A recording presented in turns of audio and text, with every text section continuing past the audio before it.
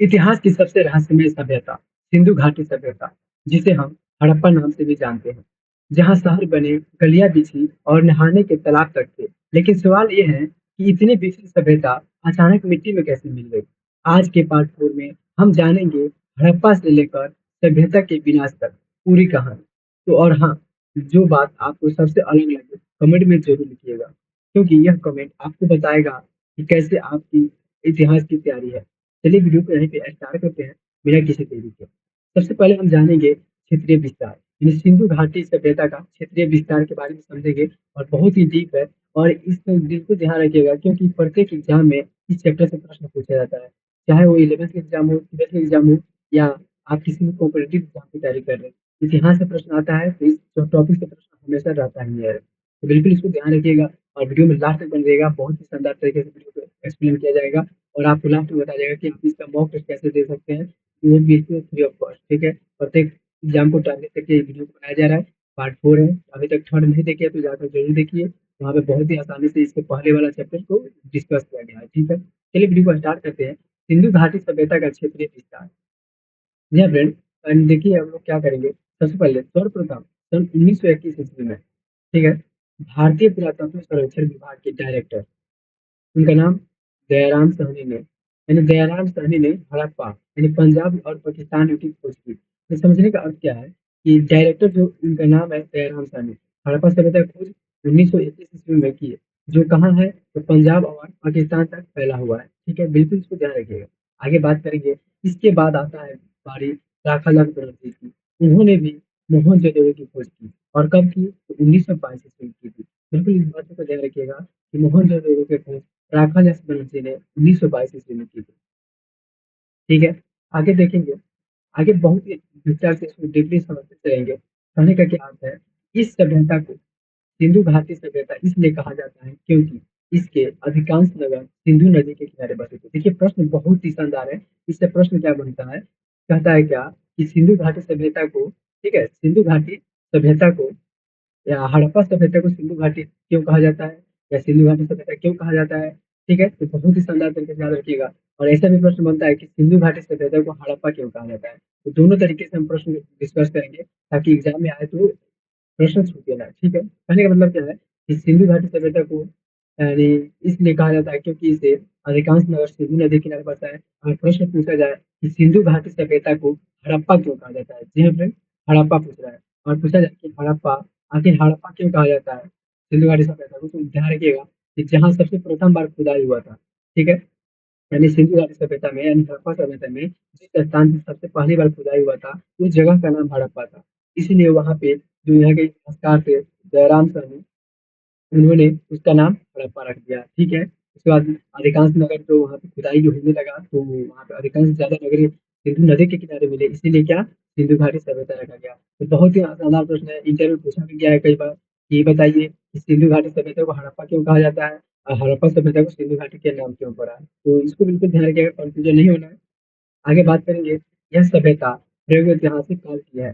ठीक है, प्रयोग ऐतिहासिक काल की है, यानी लगभग 2300 ईसा पूर्व से 1750 ईसा पूर्व तक। ठीक है, देखिए यहाँ पे क्या है कि कई विद्वानों के अलग अलग मत है। कोई बताता है 2500 से 1700 ईसा पूर्व तक, मतलब अलग अलग मत है। तो हम इसको बिल्कुल ध्यान रखेंगे, एनसीईआरटी के हिसाब से 2300 ईसा पूर्व से 1750 ईसा पूर्व तक माना जाता है। ठीक है, बात करेंगे आगे। सिंधु सभ्यता के मुख्य नगर।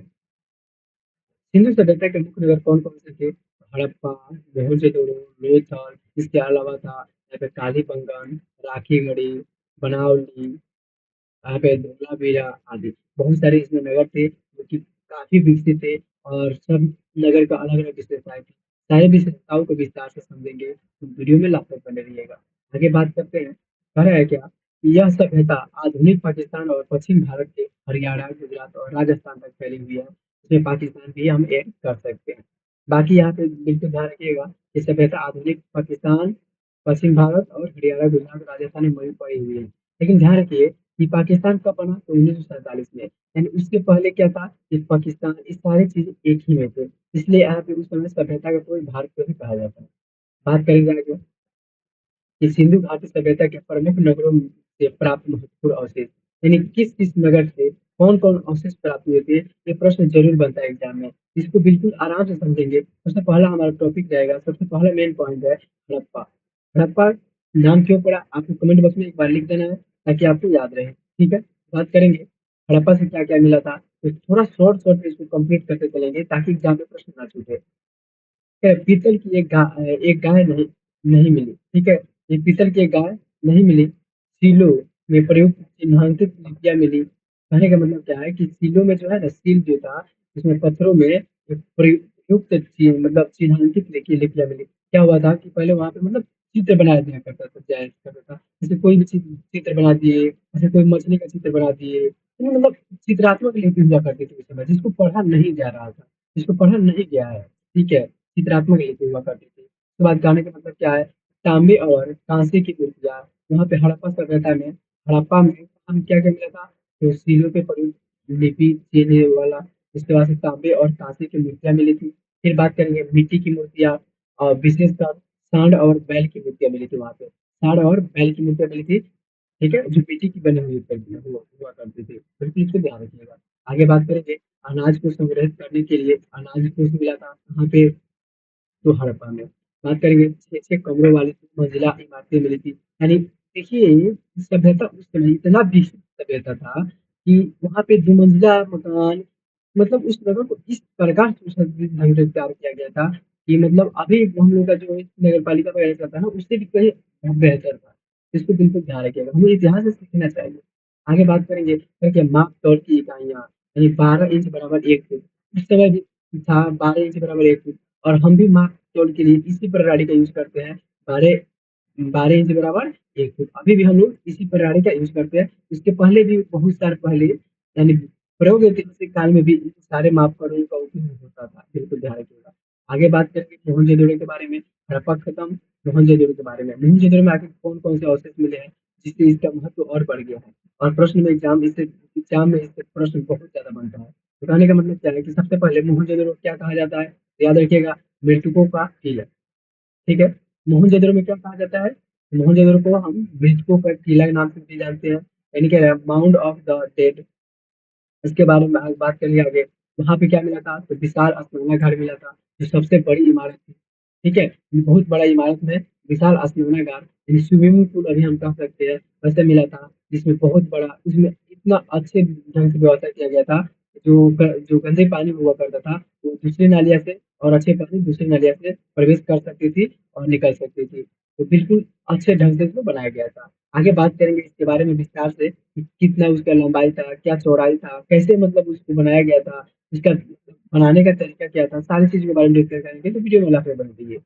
बात करें पक्की ईंटों से निर्मित जल निकासी व्यवस्था, यानी जल निकासी व्यवस्था मतलब कहने का मतलब क्या है, नालियाँ बनी हुई करती थी। यानी नालियाँ कुछ इस प्रकार बनी हुई करती थी, जिसमें संपोर से काटती थी। संपोर ऐसे हो गया, यहाँ पे इधर से नाली आया, इधर गया, इधर से इधर, सड़क भी इसी प्रणाली में बने हुए थे और सड़क के जस्ट नीचे यहाँ पे नाली बना हुआ करता था। ठीक है? तो बिल्कुल इसको ध्यान रखिएगा। आगे बात करेंगे पुरुष की मूर्ति, यानी क्या कह रहा है याजक की मूर्ति, यानी पुरुष में याजक की मूर्ति मिली है, ठीक है? पुरुष की मूर्ति, राजा की मूर्ति, नृत्य करती हुई युवती का कांस्य मूर्ति, यानी वहाँ पे क्या हुआ हड़प्पा में नृत्य करती हुई एक युवती की मूर्ति मिली है, लेकिन वो कहाँ पे क्या चीज़ की मिली है जी? तो मिट्टी से बनी हुई मिली है और नृत्य करती हुई युवती कांस्य मूर्ति कहाँ मिला है जी? तो हड़प्पा मोहनजोदड़ो में मिला हुआ है। कहाँ मिला हुआ है? मोहनजोदड़ो में, बिल्कुल ध्यान रखिएगा। यानी कहने का क्या अर्थ है, ये जो सभ्यता एक-दूसरे से रिलेट था, इसलिए हम लोग सारी चीज़ों को एक ही बार हड़प्पा सभ्यता या सिंधु घाटी सभ्यता के नाम से जानने लगे।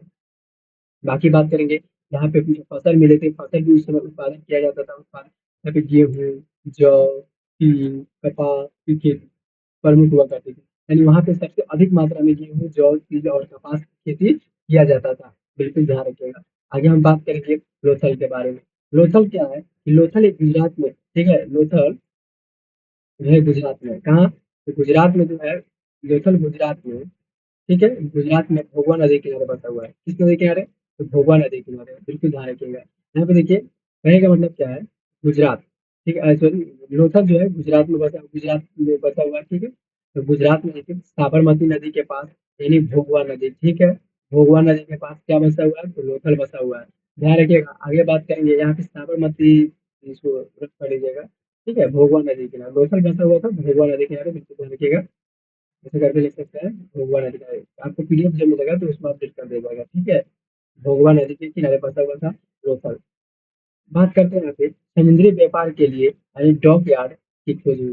यानी इसी जगह पे समुद्री यानी लोथल में बहुत बड़ा बंदरगाह हुआ करता था, विशाल बंदरगाह, जिससे क्या होता था कि समुद्री व्यापार होता था, देश विदेश से सामान्य निर्यात आयात किया जाता था। ठीक है, बात करेंगे धातु और आभूषण निर्माण केंद्र की।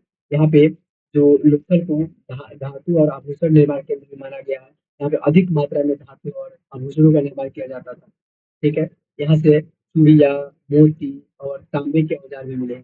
चूड़ी, मोती और तांबे के औजार मिले हैं। यानी कहने का क्या अर्थ है कि वहाँ की महिलाएँ चूड़ी पहनती थी, मोती और तांबे के बहुत सारे औजार का यूज़ किसान लोग करते थे लोग, ठीक है? अपने फसल को उगाने के लिए। आगे बात करेंगे, वही पॉइंट में कालीबंगन आ गया। कालीबंगन का मतलब ये राजस्थान में स्थित है। कहाँ पे?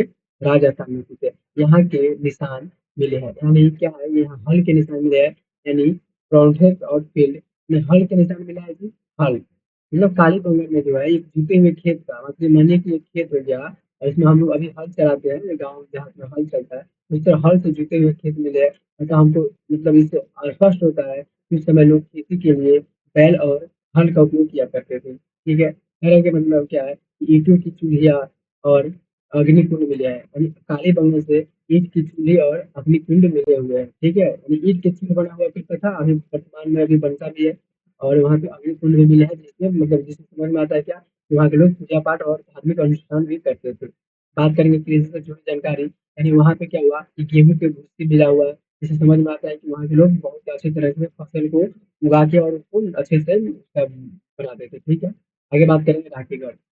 राखीगढ़ी जो है ना, इसके बारे में बात करेंगे तो अरे हरियाणा राज्य में स्थित, हरियाणा राज्य में स्थित राखीगढ़ी। राखीगढ़ी कहाँ है जी? तो हरियाणा राज्य में है, बिल्कुल ध्यान रखिएगा। सबसे बड़ा स्थल मोहनजोदड़ो से भी बड़ा है। यानी राखीगढ़ी जो है ना, वो मोहनजोदड़ो यानी कहा जाता है क्या है, हिंदू सभ्यता का सबसे बड़ा नगर कौन है? तो मोहनजोदड़ो है। लेकिन उससे भी बड़ा नगर कौन है जी? राखीगढ़ी है। लेकिन इसमें ज्यादा प्रसिद्ध नहीं हो पाया, यहाँ पे थोड़ा व्यवस्थाएं कम थी मोहनजोदड़ो की अपेक्षा। ठीक है, बिल्कुल इसको ध्यान रखिए। आगे बात करेंगे मिट्टी के बर्तन, चावल के दाने, गहने, यानी राखीगढ़ी में मिला हुआ है। तो देखिए क्या है कि सिमिलर चीजें मिलता था, क्योंकि यहाँ मानिए एक ये सभ्यता हो गया, ये नगर हो गया, और यहाँ पे एक और नगर हो गया, फिर यहाँ पे एक और नगर हो गया। यहाँ के लोग यहाँ पे जैबे करेंगे, फिर यहाँ से यहाँ जैबे करेंगे, यानी यहाँ की वस्तुएं यहाँ पे भी मिल सकती है, और यहाँ के ऐसे यहाँ पे भी मिल सकती है। बारी बारी से खुदाई जब होना स्टार्ट हुआ, सारी चीजें एक दूसरे से रिलेट ही मिलने लगी, इसलिए इस सारी चीजों को नामकरण हम लोग सिंधु घाटी सभ्यता के मतलब अंतर्गत ही कर दिए। तो बिल्कुल ध्यान रखिएगा। पूछा जाएगा प्रश्न आपसे क्या कि यहाँ पे देख लेते हैं प्रश्न क्या पूछा जाएगा। मिट्टी के बर्तन किस नगर से मिले हुए हैं? तो राखीगढ़। प्रश्न पूछा जाएगा राखीगढ़ किस राज्य में स्थित है? तो हरियाणा में स्थित है। ऐसे बहुत ही शानदार तरीके से प्रश्न आपसे पूछा जाएगा। करें क्या? धौलावीरा। धौलावीरा यानी गुजरात में स्थित है। धौलावीरा कहाँ स्थित है?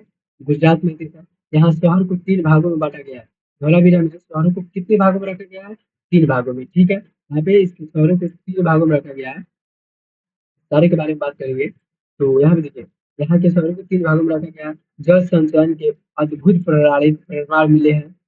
पत्थर की दीवारें, अन्य नगरों की ईंटें। यानी कहने का मतलब क्या है कि यहाँ पे पत्थर की दीवारें, धौलावीरा में जो है पत्थरों पे मतलब दीवारें बना के किया करता था। ठीक है, आगे बात करेंगे धौलावीरा के बाद सिंधु घाटी, सिंधु सभ्यता की महत्वपूर्ण स्थल। सिंधु सभ्यता का महत्वपूर्ण स्थल एक शॉर्ट रिवीजन कर लेते हैं हम। क्या है? हड़प्पा। हड़प्पा हड़प्पा की खोज दयाराम साहनी और 1921 ईस्वी में किए थे। ये कहाँ स्थित है? तो पहले पंजाब में हुआ करता था, लेकिन अब पाकिस्तान में हो गया है, रावी नदी के किनारे। ठीक है, इसको वन शॉट में हम लोग इसको कंप्लीट करते चलेंगे। देखिए, फिर बात करेंगे महत्वपूर्ण अवशेष। क्या क्या मिला है? अनाज को, श्रमिक आवास, पक्की ईंटें की इमारतें, माप तौल की इकाइयाँ, ये 12 इंच में 1 फुट अभी भी चलता है और पीछे भी चलता था। ठीक है, इस तरह पे मोहनजोदड़ो। मोहनजोदड़ो का समय खोज जो है 1922 ईस्वी में उत्खनन करता है राफाजात बनर्जी, और यहाँ पे स्थित थी इसका जो सिंधु घाटी के तट पर। ठीक है, यानी कहने का मतलब हम लोग इसमें थ्योरी देख लिए और इसको एक शॉर्ट में रिवीजन कर लेते हैं, ताकि बहुत कम समय में हम सारी चीजों को कवर कर सकें। ठीक है, तो पहले हम लोग क्या देखें तो वहाँ पे उसका डिप्रेशन देखिए। लेकिन इसमें क्या है कि थोड़ा-थोड़ा हम इसको पूरा मतलब एक्यूरेसी के साथ देख सकते हैं और कि आपको भी बताना है कि आपको कितना चीज़ें याद हुआ अभी तक, ठीक है? अभी तक वीडियो समझ में आ रही है या नहीं आ रही है? ठीक है? मोहनजोदड़ो यानी कहने का मतलब क्या है उत्खनन और अकोला की नदी है, सिंधी जो है सिंध नदी के किनारे यानी सिंधु नदी के किनारे स्थित है, पाकिस्तान में पड़ता है, ठीक है? बात करेंगे अगला महत्वपूर्ण अवशेष। यानी जो है मोहनजोदड़ो से क्या-क्या मिला है? तो मिला है ग्रेट बाथरूम मतलब विशाल स्नानागार, यहाँ पे मिला है क्या? याजक की मूर्ति, नृत्य करती हुई युवती की कांस्य मूर्ति, उत्कृष्ट जल की निकासी व्यवस्था, गेहूँ, जौ और तिल कपास के प्रमाण, ठीक है? बिल्कुल इसको ध्यान रखिएगा। आगे बात करेंगे चंद्रशेखर के बारे में, अभी हम लोग पढ़े थे लोग चंद्रशेखर के बारे में, लेकिन हम लोग वहाँ पे क्या चंद्रशेखर की खोज नहीं पढ़े थे लोग, ठीक है? उसके फाउंडर नहीं पढ़े थे, उसके खोजकर्ता कौन है आखिर? मतलब वो खननकर्ता कौन है? ये नहीं पढ़े थे लोग। इसलिए यहाँ पे एक सटीक आंसर दिया हुआ है इसके अलावा, ठीक है? उसमें हमने इसके डिफिनेशन पढ़े थे। खोज इसका 1931 में हुआ था। इस खननकर्ता थे एन.जी. मजूमदार, ठीक है? एन.जी. मजूमदार जो थे इसके खोजकर्ता थे।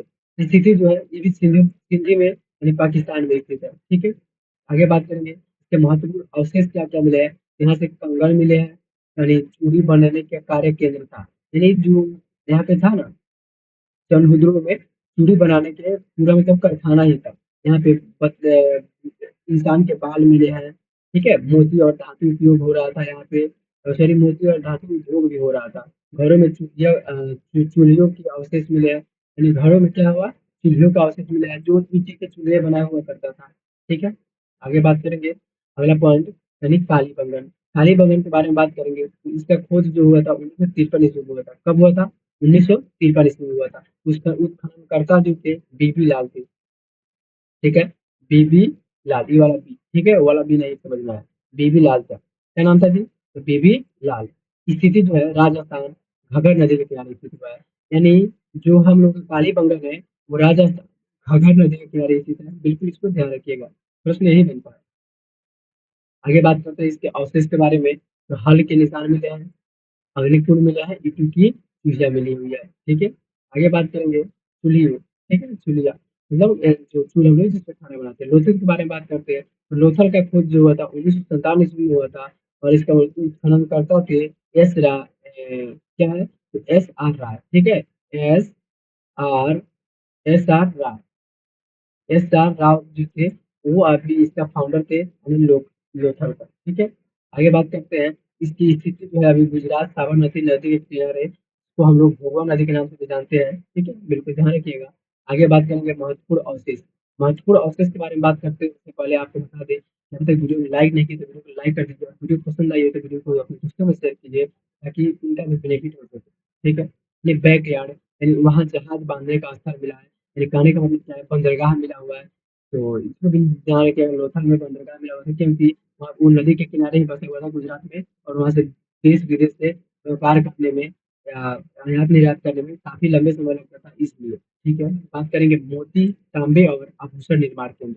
यानी जो यहाँ पे था वहाँ पे मोती, चंदन और चांदी और क्या हुआ था? तो यहाँ पे जो लोथल में औजार केंद्र जो हुआ करता था वहाँ पे खुद का बनता भी था, ठीक है?